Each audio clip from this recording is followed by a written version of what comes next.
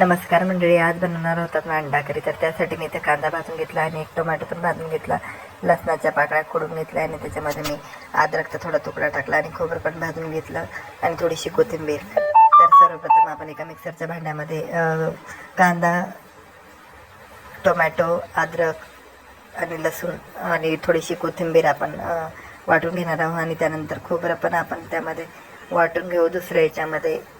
आणि छान आपल्या इकडे वाटण तयार झालेलं आहे कांद्याचं आणि खोबऱ्याचं. तुम्ही बघू शकता हिरवं किती छान कलर आलेला आहे आणि त्या वाटणाचा वास पण इतका सुंदर येतो आहे. आणि आपण कढईवरती आता थोडं कढई तापून घ्यायची आणि मग नंतर त्यामध्ये तेल सोडायचं. तेलाला छान गरम होऊ द्यायचं. थोडंच तेल वापरायचं कारण मसाल्याला पण तेल सुटतं. हे बघा, आपण इथं कांदा, टोमॅटो आणि कोथिंबीर आणि अद्रक आणि लसणाचं छान वाटण आपण यात घातलेलं आहे आणि याला थोडं छान आपण मस्त परतून घेऊया आणि त्यामध्ये थोडं खोबऱ्याचं वाटण सोडूया. छान असं मस्त एकजीव करून घेऊया सगळं आणि छान त्याला परतून घेऊया. परतून घेऊया परत म्हणजे छान आपल्या वाटणाला असं छान असं भाजून घ्यायचं आहे वाटण आपलं.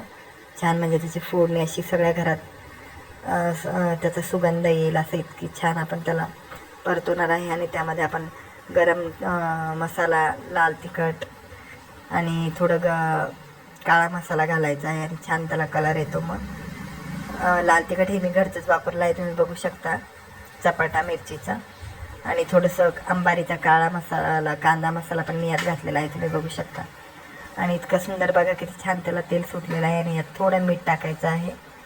नंतर सगळीकडे ते मसाला छान परतून घ्यायचा आहे आणि कढईला मस्त छान असं परतू घ्यायचं आणि एकदम छान मस्त सुवास सुटलेला आहे घरामध्ये. आणि हे थोडं खोबऱ्याचं मिक्सरचं भांड्यात थोडं पाणी टाकून आपण हे मसाला सोडलेला आहे, बघू शकता किती सुंदर त्याला उकळी आलेली आहे. एकच नंबर मी म्हणू शकतो या ठिकाणी. इतका सुंदर हे वाटण हे झालेलं आहे. त्याच्यामध्ये थोडं पाणी सोडायचं, आपण थोडं सोडत राहूया आणि याला परत आपण असं ढवळूया. छान याला ढवळू घ्यायचं म्हणजे वाटण खूप छान होतं आणि आपली भाजी पण खूप छान लागते. आणि मसाला एक जीव केला म्हणजे बघा किती छान झालेला आहे. आणि इतकं सुंदर आपण याला हे करू. याच्यावरती आता एक झाकण ठेवायचं म्हणजे जी उकळी काढायची आणि इकडं बाजूला आपण अंडे सोलायला घेऊ. तरी मी इकडे 6 अंडे वापरले आहे.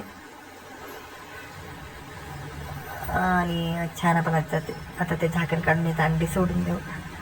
तर तुम्ही हवं तर आधी पण टाकू शकता अंडे, असं काही नाही. मी या ठिकाणी थोडीशी कोथिंबीर वाटणामध्ये ते टाकू शकता, पण मी नाही टाकली. मी उकळल्यावरच टाकेल कारण की त्याचा छान त्यात सुवास येतो.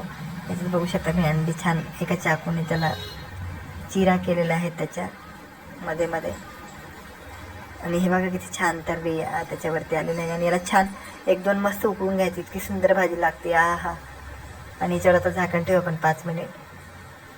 हे बघा झाकण काढलेलं आहे. हे बघा किती छान आपला अंडा, किती छान याला तेल सुटलेला अंडा करी आपले रेडी झालेले आहे, तुम्ही बघू शकता. आणि मी असं मस्त एका ताटात घेणार आहे आणि मस्त खाणार आहे. चॅनलला लाईक करा, सबस्क्राईब करा, कमेंट करा आणि कशी वाटली रेसिपी तर नक्की कमेंटमध्ये सांगा. धन्यवाद.